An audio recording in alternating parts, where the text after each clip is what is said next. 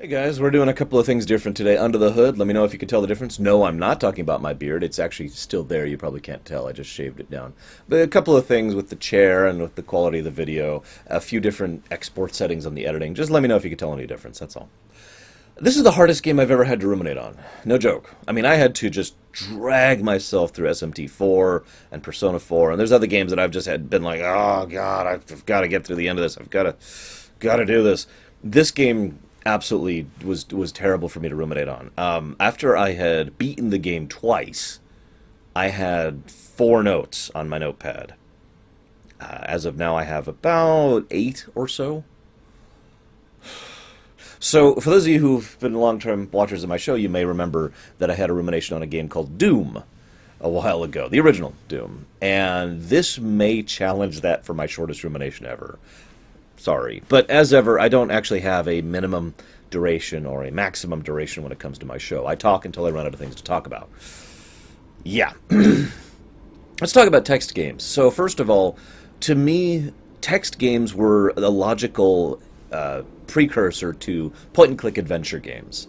You know, if you took The Longest Journey, a game I recently went through, and turned it into a text-based game, you wouldn't have to change, like, anything, other than the fact that you would have to start describing areas instead of having a visual medium to do so. It is effectively one-to-one. You know, pick up branch, use branch here, solve puzzle, right?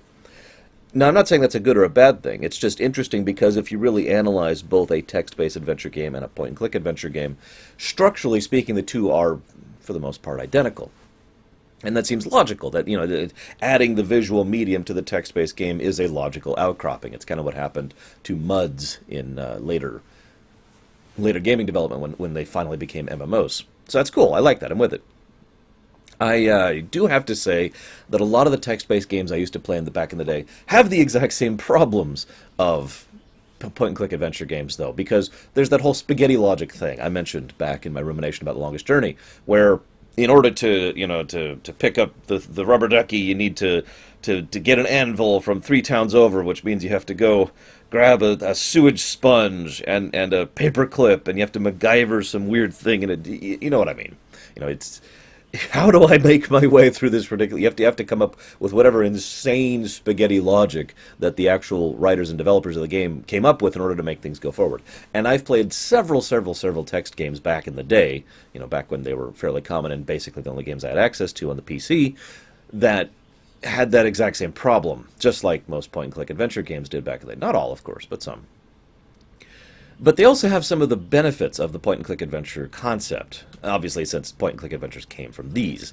You know, first of all, there's that domino effect I referenced. You know, it's nice. It's okay, I need to get over here, but there's a thing here, so I need to go do this, and if I do this, I need to go to this. So once I do this, ba-bum, ba-bum, ba-bum, ba-bum, bam, there we go, I'm in. Ha-ha!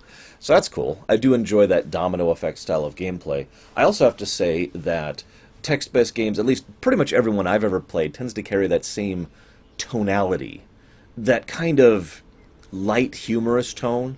Not the kind of thing that's going to make you just fall over and be like, oh, that's the funniest thing I've ever seen in my life. But the kind of thing that makes you just kind of have a jovial mood the whole way through it, you know. I've called this chuckle humor before, the kind of thing that makes you just go, you know, kind of makes you chuckle at it every now and again.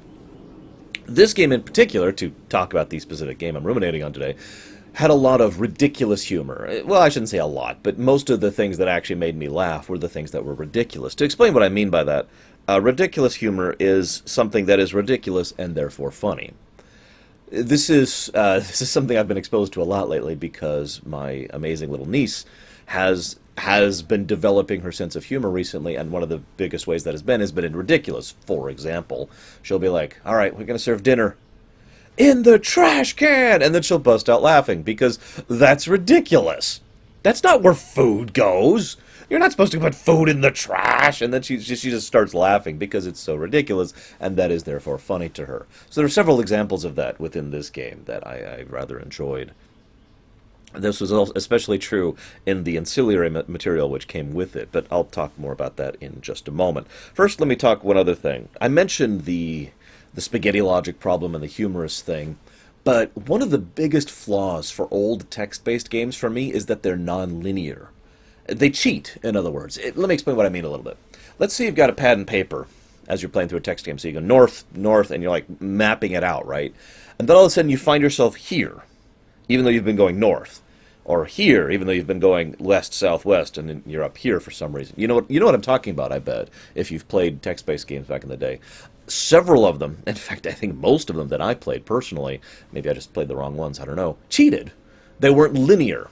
You couldn't, like, map it out and therefore have a map of the world, at least not a linear map of the world. You might have a map of, like, a section, but that section itself wouldn't follow linear map, right?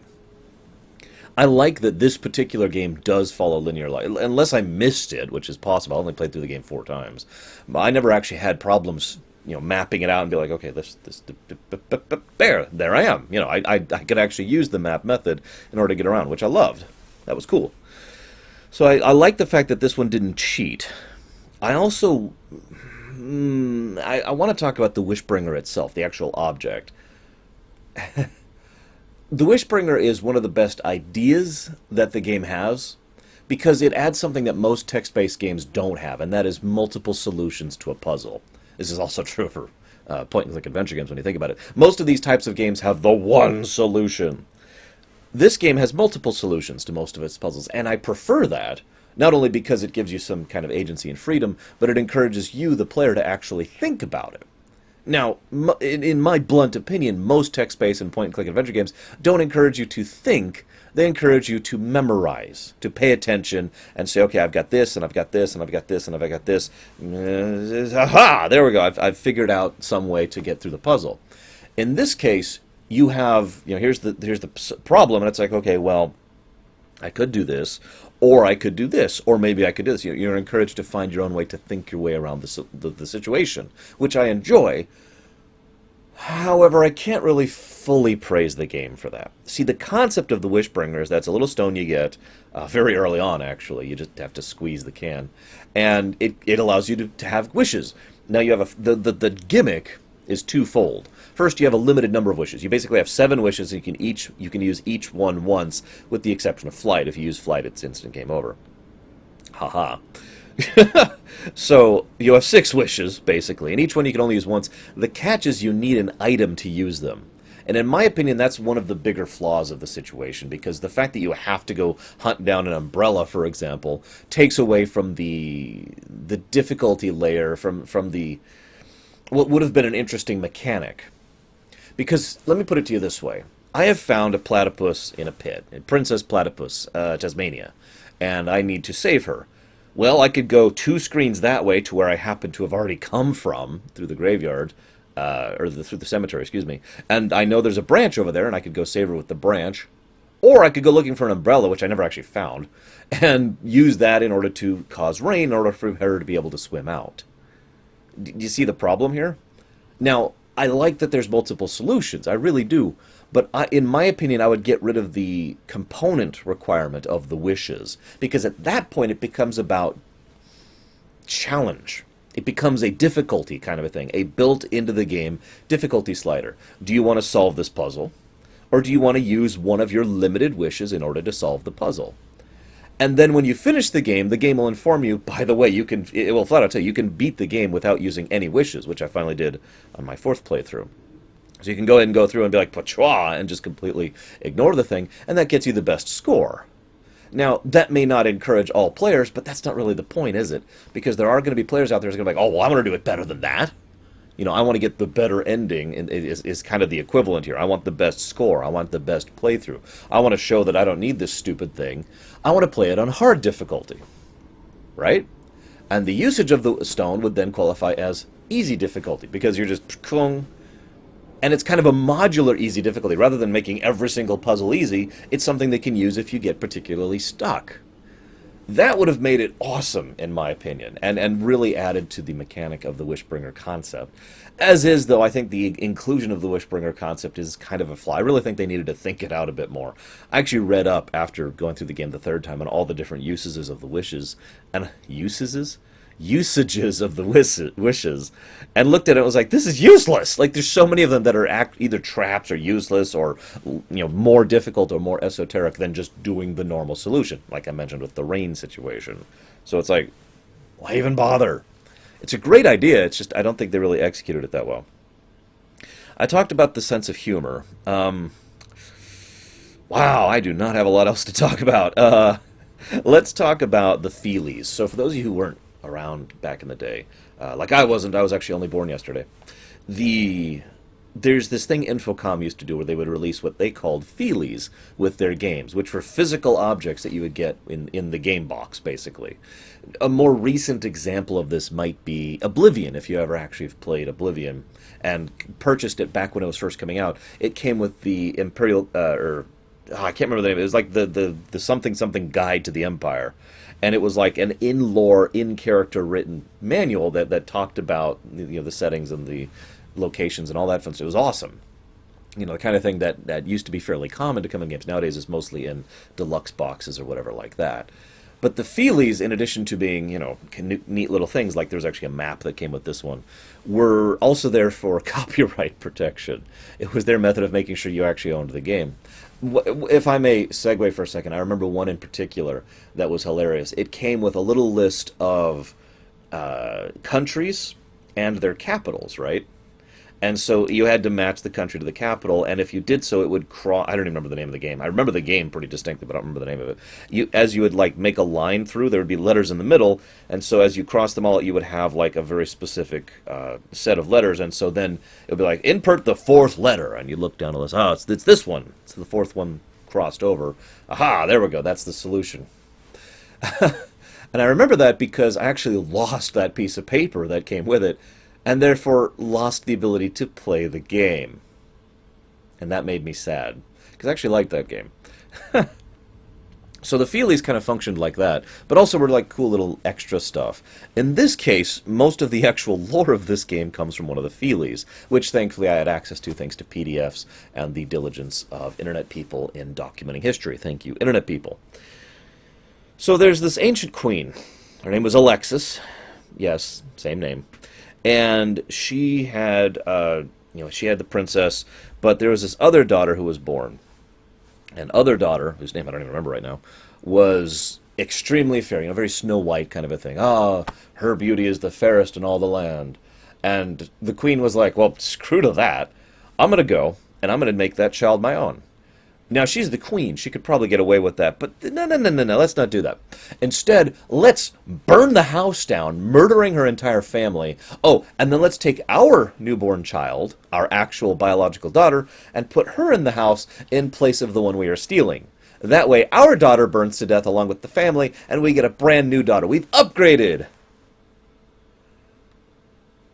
I mentioned earlier the lighthearted, jovial tone. There were a couple of moments where the game just kind of conked out of that. It wasn't quite Dragon Quest effect, but it was very jarring. Like there's one time, if I may segue for a moment, where I was stuck in a prison cell, and the second time they'd capture me, and I actually had no idea how to get out. And I'm just like, and if a certain number of turns, a certain number of actions have passed and you don't do anything, they come by, drag you to the tower, and the evil one tortures you to death. Yeah, anyways. So after butchering and massacring these people, she raises her daughter, and she's very possessive of her. Because only I shall possess this incredible and great beauty.